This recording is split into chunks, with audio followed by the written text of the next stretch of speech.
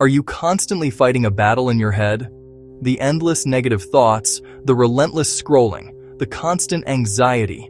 It's exhausting, isn't it? We all crave a sense of peace, clarity, and a mind that actually serves us, not stresses us out. This challenge is designed to be simple but profound. Each day, we'll focus on one specific aspect from Philippians 4:8. Finally, brothers and sisters, whatever is true, whatever is noble, whatever is right, whatever is pure, whatever is lovely, whatever is admirable, if anything is excellent or praiseworthy, think about such things. I'll give you a core message, a reflection, and a practical action step. You can do this challenge over 7 consecutive days, or spread it out. The key is intentionality. Day 1. Focus on whatever is true.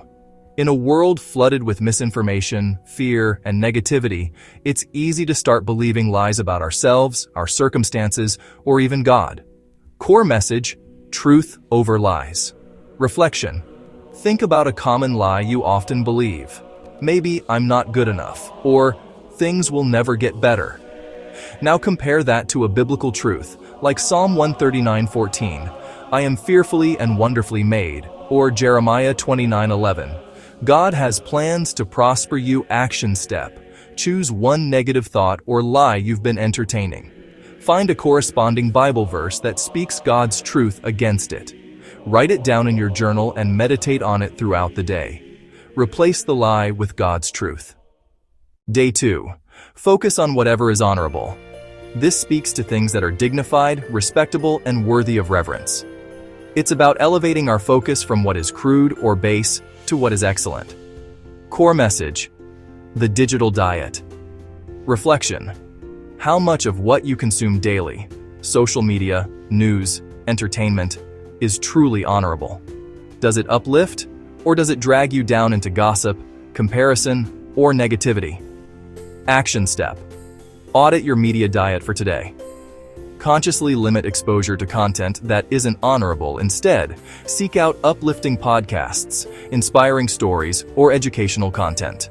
Spend time reflecting on God's honorable character. Day 3. Focus on whatever is just.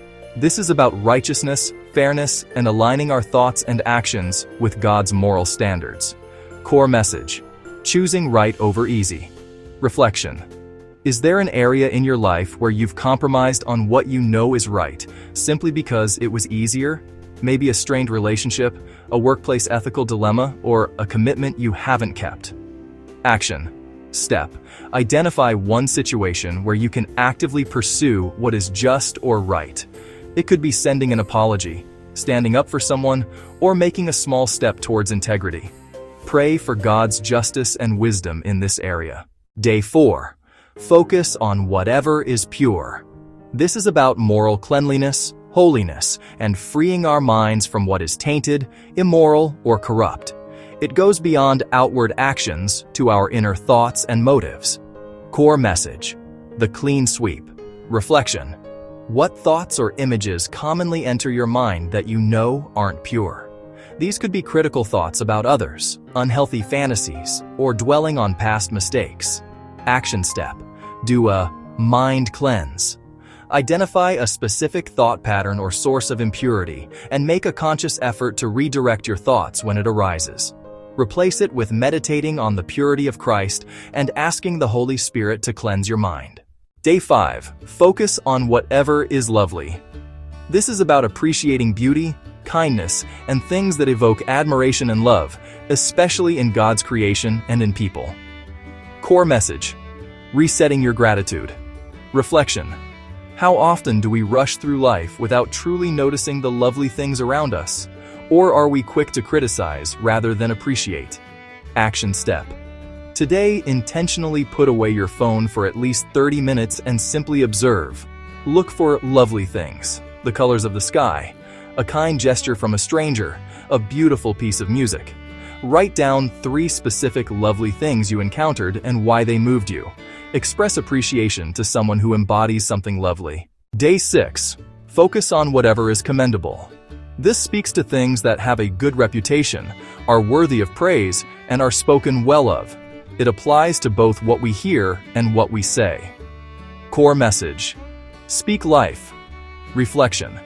How often do we engage in gossip, criticism, or complaining? How does that impact our own minds and those around us? Conversely, how often do we affirm and encourage? Action. Step. Commit to speaking only words that are kind, encouraging, and constructive today. Ephesians 4:29. Intentionally give genuine, specific compliments to at least 3 different people. If you find yourself about to complain or gossip, redirect the conversation to something positive or commendable. Day 7. The final step. Anything excellent or praiseworthy. And the call to practice. Paul wraps up Philippians 4:8 with this powerful statement, encompassing all forms of virtue. But he doesn't stop there. In verse 9 he says, "Whatever you have learned or received or heard from me or seen in me, put it into practice, and the God of peace will be with you." Core message. The long-term habit and the promise of peace.